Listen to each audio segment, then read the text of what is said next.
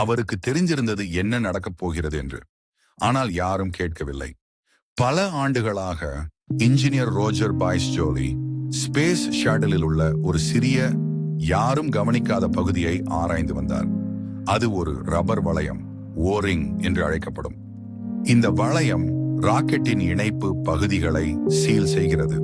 இது தோல்வியடைந்தால் அதிக வெப்பமுள்ள வாயு வெளியேறும். வாயு வெளியேறினால் விண்கலம் அழிந்துவிடும். கவனமான சோதனைகளும் தரவு பகுப்பாய்வும் மூலம் பாய்ஸ் ஜோலி ஒரு ஆபத்தான உண்மையை கண்டுபிடித்தார்.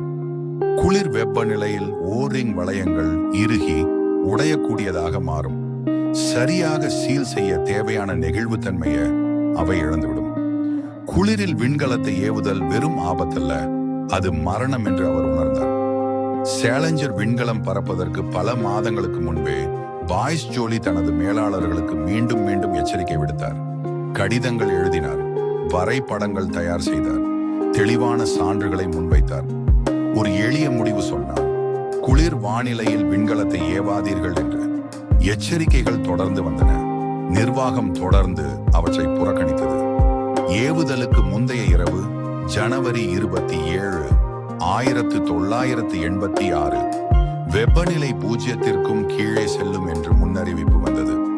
பாய்ஸ் ஜோலி இரவு நெடுக நடந்த கூட்டங்களில் மணிக்கணக்கில் வாதிட்டார், கெஞ்சினார், விளைவுகளை விளக்கினார், எழுத்து மூலம் தனது எதிர்ப்பை பதிவு செய்தார். நிர்வாகம் அவரை மீறி முடிவு எடுத்தது. அட்டவணைகள் பாதுகாப்பை விட முக்கியமானதாக கருதப்பட்டன. அதிகார வர்க்கத்தின் அழுத்தம் இன்ஜினியரிங் தீர்ப்பை வென்றது. ஜனவரி 28, 1986 காலை பாய்ஸ் ஜோலி வீட்டிலிருந்து ஏவுதலை பார்த்தார். பயத்தில் அவரது வயிறு கலங்கியது. மனைவியை திரும்பி பார்த்து சொன்னார், இது வெடித்துவிடும் என்று. ஏவுதலுக்கு 73 நொடிகளுக்கு பிறகு சேலஞ்சர் வானில் சிதறியது. 7 விண்வெளி வீரர்கள் உடனடியாக கொல்லப்பட்டனர். ஆசிரியர்கள், விமானிகள், விஞ்ஞானிகள் எல்லாரும் இறந்தனர். ஏனென்றால் எச்சரிக்கைகள் புறக்கணிக்கப்பட்டன. நிபுணர்கள் அடக்கப்பட்டனர். அவர்களின் குரல் நசுக்கப்பட்டது. தலைவர்கள் உண்மையை விட வேகத்தை தேர்ந்தெடுத்தனர். பாய்ஸ் ஜோலி மிகவும் மனமுடைந்தார். விபத்திற்கு பிறகு நடந்த விசாரணையில் அவர் அமெரிக்க காங்கிரஸில் சாட்சியம் அளித்தார். அழுத்தமும் அதிகார வர்க்கமும் எப்படி முடிவெடுப்பதை சிதைத்தன என்று வெளிப்படையாக சொன்னார். உண்மைகள் எப்படி குறைத்து மதிப்பிடப்பட்டன, ஆபத்து எப்படி சாதாரணமாக்கப்பட்டது என்று காட்டினார். விசாரணைகள் அவர் சொன்னதை உறுதிப்படுத்தின.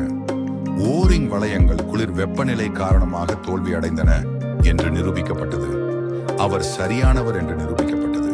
ஆனால் விலை மிகவும் அதிகமாக இருந்தது. அவர் விண்வெளி தொழிலுக்கு திரும்பவே இல்லை. இந்த சோகத்தின் சுமையை வாழ்நாள் முழுவதும் சுமந்தார். இந்த விபத்தை தான் தடுக்க முயற்சித்தோம், ஆனால் யாரும் கேட்கவில்லை என்ற வலியோடு வாழ்நாள் முழுவதும் வாழ்ந்தார். விபத்திற்கு பிறகு அந்த நிறுவனம் ராக்கெட்டுகளை மறுவடிவமைப்பு செய்தது, குறையை சரி செய்தது. ஆனால் அந்த திருத்தம் 7 உயிர்கள் போன பிறகுதான் வந்தது.